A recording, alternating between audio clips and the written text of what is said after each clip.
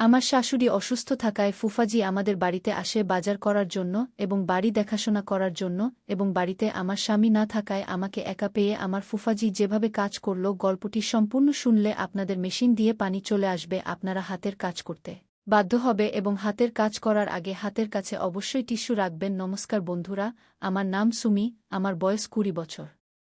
আমার বিয়ে হয়েছে 4 বছর আগে, কিন্তু আজও আমি নিজেকে একটি অবিবাহিত মেয়ের মতোই অনুভব করি। কারণ আমার স্বামী সরকারি চাকরি করেন এবং প্রায় বাড়ির বাইরেই থাকেন।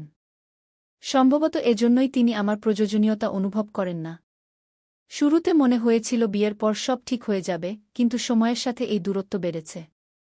বিয়ের 4 বছর পরও আমাদের মধ্যে সেই সম্পর্ক গড়ে ওঠেনি যা স্বামী-স্ত্রীর মধ্যে হওয়া উচিত।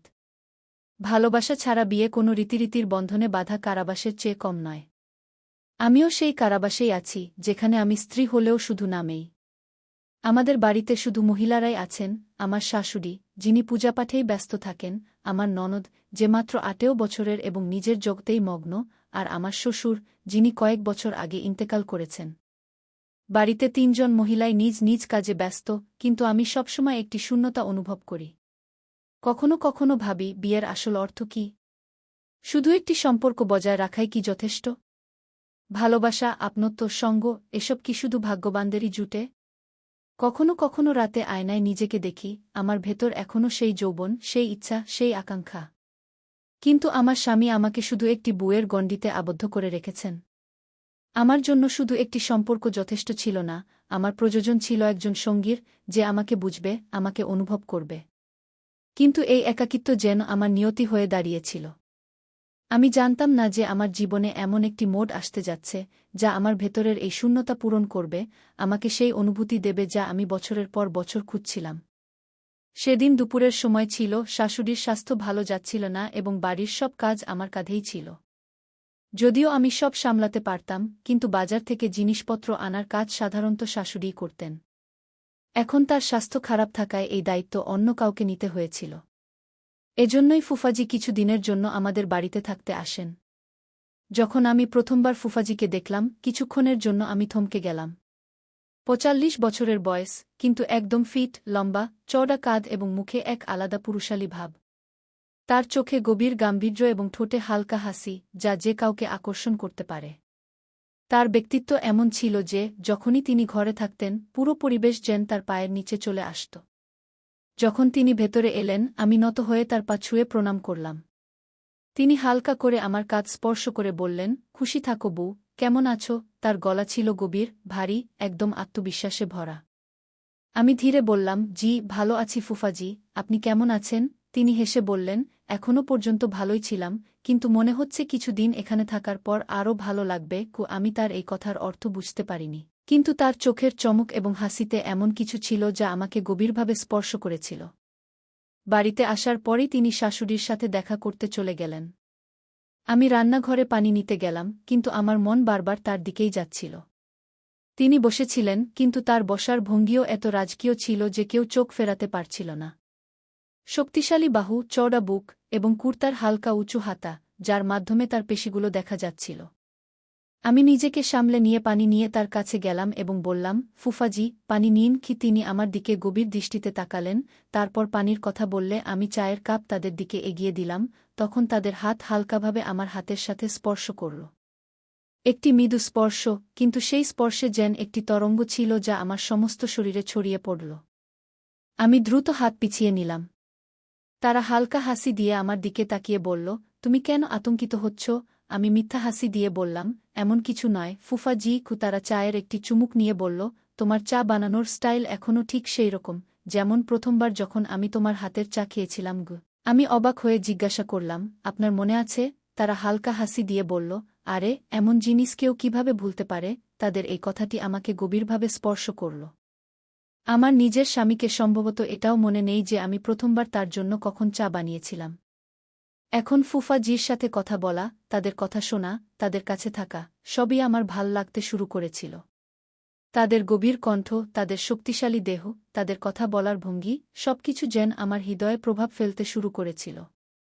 আমি নিজেকে বারবার বোঝাতে চেষ্টা করছিলাম, সুমি, এটা ভুল, কিন্তু হৃদয় তো কারও কথা শোনে না। সেই সন্ধ্যায় শাশুড়িমা তার ঘরে শুয়েছিলেন এবং ননদ তার বন্ধুর বাড়িতে পড়াশোনা করতে গিয়েছিলেন। বাড়িতে শুধু আমি এবং ফুফাজি জেগেছিলাম। আমি ড্রয়িং রুমে বসেছিলাম যখন তারা এসে জিজ্ঞাসা করল, নেহা, একা বসে আছো? আমি মাথা নেড়ে বললাম, হ্যাঁ, শুধু এমনিই। তারা বলল, চলো ছাদে যাই। আমি সংকোচ বোধ করে তাদের দিকে তাকিয়ে বললাম, ছাদে? তারা হাসি দিয়ে বলল, হ্যাঁ, তাজা বাতাস পাবে, ভালো লাগবে। আমি কোনো অজুহাত দিলাম না। হৃদয় যেন নিজেই তাদের সাথে যাওয়ার জন্য ব্যাকুল ছিল। আমরা দুজন ছাদে দাঁড়িয়েছিলাম। হালকা ঠান্ডা বাতাস বইছিল। ফুফাজি রেলিংয়ের কাছে দাঁড়িয়ে নিচের দিকে তাকালেন এবং আমি তাদের কাছে গিয়ে দাঁড়ালাম। তারা হঠাৎ বলল, নেহা, তুমি কি খুশি? আমি এক মুহূর্ত তাদের দিকে তাকালাম। তাদের চোখে কিছু ছিল, যেন তারা সবকিছু জানতে চাইছিলেন। আমি জোর দিয়ে বললাম, হ্যাঁ, আমি খুশি। তারা আমার চোখের দিকে তাকিয়ে হালকা হাসি দিয়ে বলল, আবার মিথ্যা বলছ? আমার হৃদয় জোরে ধড়ফড় করতে শুরু করল। তারা তাদের হাত রেলিংয়ে রাখল, ঠিক আমার হাতের কাছেই। বাতাস বইছিল এবং তাদের হালকা সুগন্ধ আমার চারপাশে ছড়িয়ে পড়ল। তারা বলল, যদি আমি বলি যে তুমি খুশি নও? আমি কোনো উত্তর দিলাম না। আমার কাছে কোনো শব্দই ছিল না। তারা আমার দিকে তাকিয়ে বলল, তোমার চোখ সত্য বলে, নেহা। তারা বলছে যে তোমার কাছের কারও প্রযোজনকে আমার পায়ের নিচে যেন মাটি সরে গেল। আমি নিজেকে সামলে নেওয়ার চেষ্টা করলাম, কিন্তু তাদের গম্ভীর স্বর, তাদের নিকটতা, তাদের উপস্থিতি, সবকিছু আমার ভেতরে নতুন কিছু জাগিয়ে তুলছিল। আমি কিছু বলতে যাচ্ছিলাম, ঠিক তখনই নিচ থেকে কারও পা ফেরানোর শব্দ এল। আমরা দুজনেই চমকে উঠলাম। আমি তাড়াতাড়ি পিছিয়ে গেলাম এবং তারাও নিজেকে সামলে নিলেন। আমি আমার ঘরে চলে গেলাম, কিন্তু হৃদয়ের ধড়ফড়ানি তখনও তীব্র ছিল। ফুফাজির স্পর্শ, তাদের গভীর চোখ, তাদের কথা, সবকিছু বারবার আমার মনে পড়ছিল। সন্ধ্যার সময় ছিল, হালকা অন্ধকার নেমে আসছিল। শাশুড়ি মার ওষুধ শেষ হয়ে গিয়েছিল এবং রাতের ওষুধ নেওয়া জরুরি ছিল। ননদ এখনও বাড়ি ফেরেনি এবং আমি আমার ঘরে ছিলাম যখন শাশুড়িমা ডাকলেন, হ্যাঁ, একটু এদিকে আসো। আমি তাড়াতাড়ি বাইরে এলাম। শাশুড়িমা বললেন, বেটা, আমার ওষুধ শেষ হয়ে গেছে। ফুফাজিকে বলো বাজার থেকে নিয়ে আসতে। আর হ্যাঁ, তুমিও সাথে যাও, কিছু রেশনও আনতে হবে। আমি একটু ভাবলাম। ফুফাজির সাথে যাওয়া, হৃদয় একটু ধড়ফড় করতে শুরু করল। ঠিক সেই মুহূর্তে ফুফাজিও সেখানে চলে এলেন। কি হয়েছে? তারা জিজ্ঞাসা করলেন। শাশুড়িমা বললেন, তোমাকে ওষুধ নিতে বাজার যেতে হবে এবং নেহাও সাথে যাবে, রেশন আনতে হবে। ফুফাজি আমার দিকে তাকালেন। তাদের মুখে হালকা হাসি ছিল, কিন্তু চোখে কিছু অন্যরকম ছিল, এমন কিছু যা শুধু আমি অনুভব করতে পারতাম। তারা বললেন, ঠিক আছে বউ, প্রস্তুত হয়ে যাও, চলো। আমি তাড়াতাড়ি দোপাট্টা সামলে বাইরে এলাম। ফুফাজি বাইক নিয়ে প্রস্তুত ছিলেন। তারা হেলমেট পরলেন এবং বাইক স্টার্ট করলেন। বসো, নেহা। আমি একটু সংকোচ বোধ করলাম, তারপর আস্তে আস্তে বসে গেলাম। বাইকের নড়াচড়ার কারণে আমি আবার সামান্য এগিয়ে ঝুঁকে পড়েছিলাম। এখন আমার এক হাত তাদের বাহুতে ছিল এবং অন্যটি তাদের কাঁধের কাছে। তারা হালকাভাবে আমার আঙুলগুলি তাদের বাহু দিয়ে স্পর্শ করে বলল, আরামে বসো। কোনো তাড়া নেই। তাদের স্বর নিচু ছিল, কিন্তু তাতে একটি অদ্ভুত আকর্ষণ ছিল।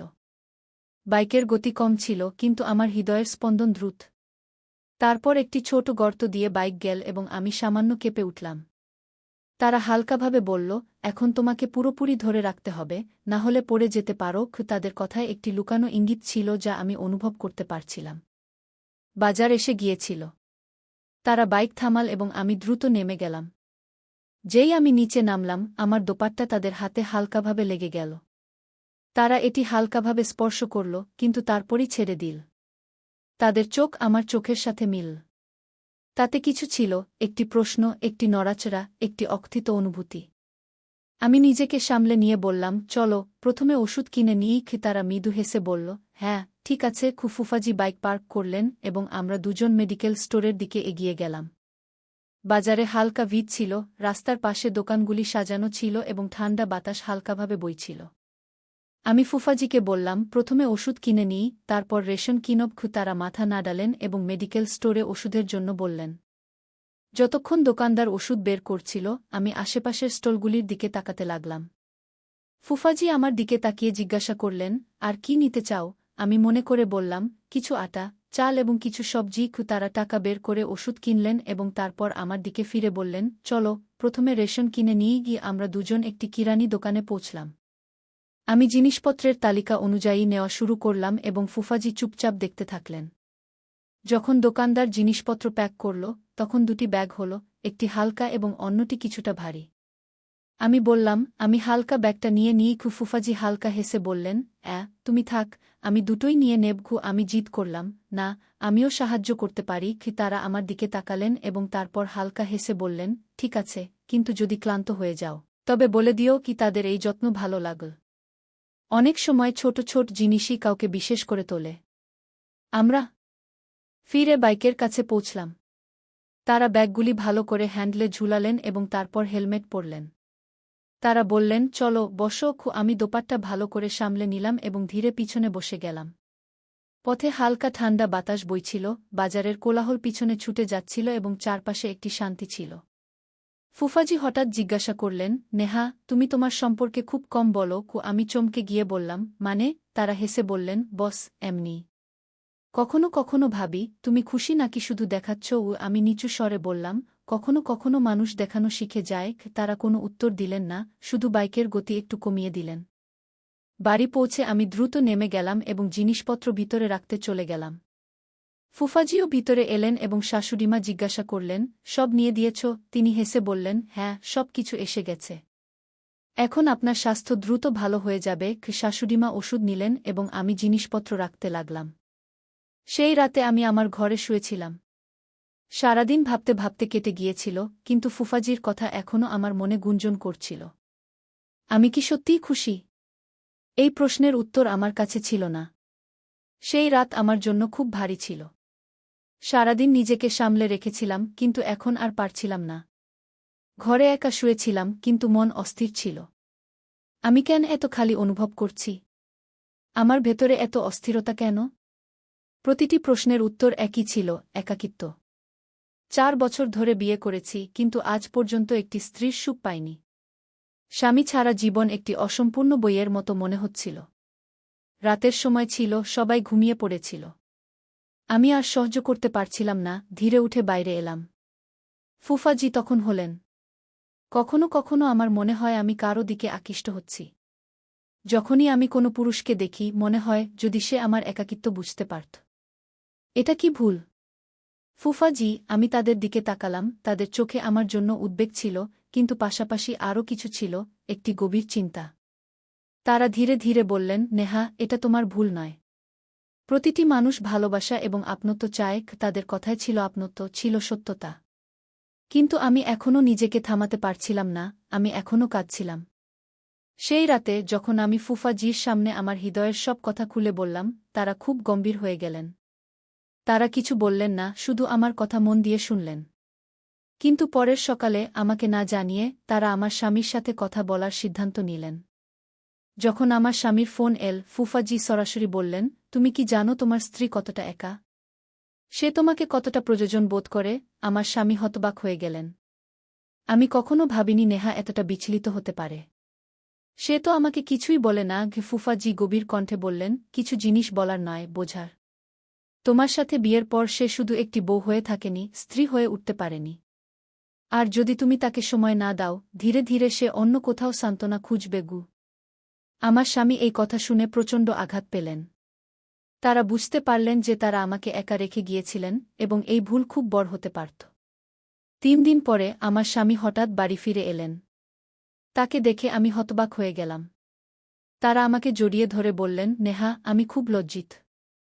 আমি কখনো বুঝতে পারিনি তোমার সাথে কতটা অন্যায় করছিলাম।